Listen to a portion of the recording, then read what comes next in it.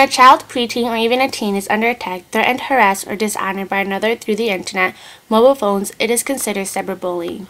Nasty forum posts, name-calling chat rooms, fake profiles on websites, mean or brutal email messages are all ways in which cyberbullying occurs. Once an adult steps into the situation, it is no longer considered cyberbullying. Instead, it is considered as cyber harassment or stalking. Cyberbullies can be anyone ranging from classmates, online friends, or even anonymous people, but most cyberbullies know who their victims are beforehand. Cyberbullying is an extension of the classic schoolyard bullying, and therefore it should be handled at a local level instead of the federal level in the United States. The first trial that was brought to attention was in 2006 of October. Megan Meyer, a 13-year-old, took her own life after she was being taunted on her MySpace. A boy by the name of Josh Evans that lived nearby and was homeschooled befriended her. She had a month-long relationship with him, a sweet island friendship that turned sour when compliments became insults. Lori Drew, mother of a former friend of Megan Meyer, was behind this internet fraud. Drew stated that she created the MySpace account in order to gain the trust of Megan and to find out if Megan had been spreading rumors about her 13-year-old daughter, Sarah Drew. The Myers believes that it wasn't an intention of Drew to cause the death of their daughter, but they do feel that she should be responsible. The internet fraud involving Megan Meyer was the first cyberbully trial. However, as cyberbullying was defined earlier, when an adult steps into the situation, it is no longer considered as cyberbullying, but rather as cyber harassment or stalking. Additionally, cyberbullying is never considered as cyber harassment or stalking. Cyberbullying is a problem that is more popular among adolescents than children and adults. The Cyberbullying Research Center found that about 15 to 35% of teens have experienced some form of cyberbullying.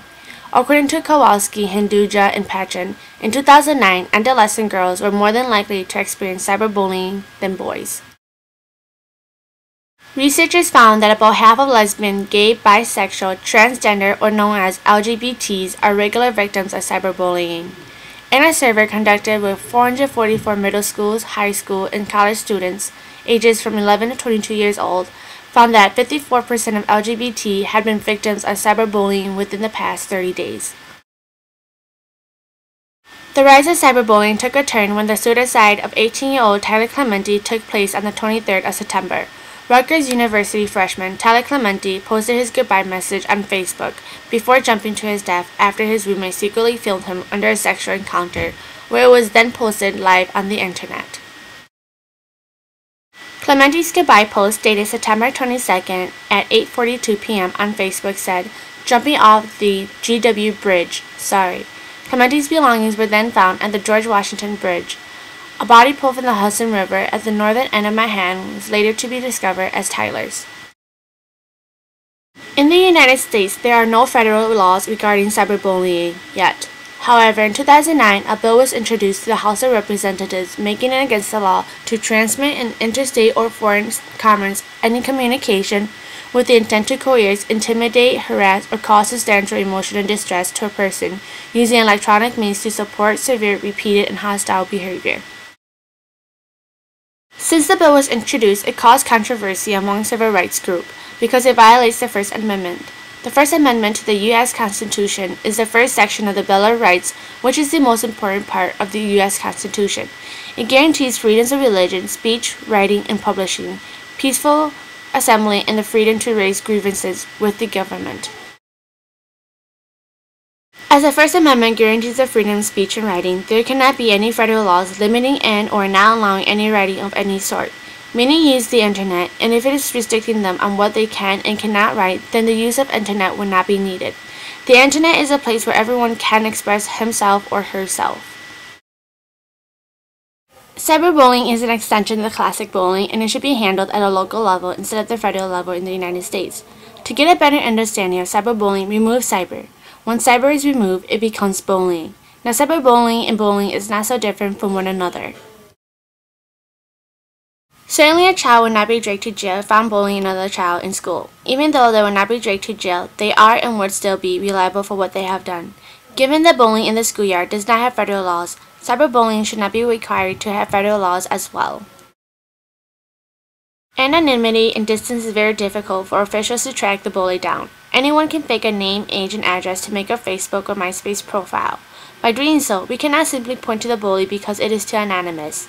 Also, many of the bullies can be using anyone's computer or use any computer available, and by tracking them down, the wrong person can be blamed for something they have no clue about or has not done anything. Only 11% of teens talk to parents about cyberbullying incidents. Parents need to pay more attention to their children when using the internet. They need to mentor their child, and only changing behaviors can really help decrease the number of cyberbullying. They need to be aware of the activities the child are engaged with and teach them the proper internet safety. Many methods can be taught to teens by parents, such as teaching them how to block the bully's messages or to delete messages without reading them. Teaching them not to take revenge on a bully or cyberbully. By doing so, it will help teens know how to avoid or walk away from cyberbullying. Cyberbullying has become an important issue within the last few months. However, although many people want to bring it up to the federal level, it should be handled at a local level instead of the federal level in the United States. Many deaths have occurred because of cyberbullying, but parents need to step in and teach their children about internet safety and what to do if they feel they are being cyberbullied. Nasty foreign posts, name-calling chat rooms, fake profiles on websites, and mean or brutal email messages are all ways in which cyberbullying occurs. Cyberbullying is just an extension of the classic bullying in the schoolyard and should be treated the same as bullying in the schoolyard would be handled, no more or no less.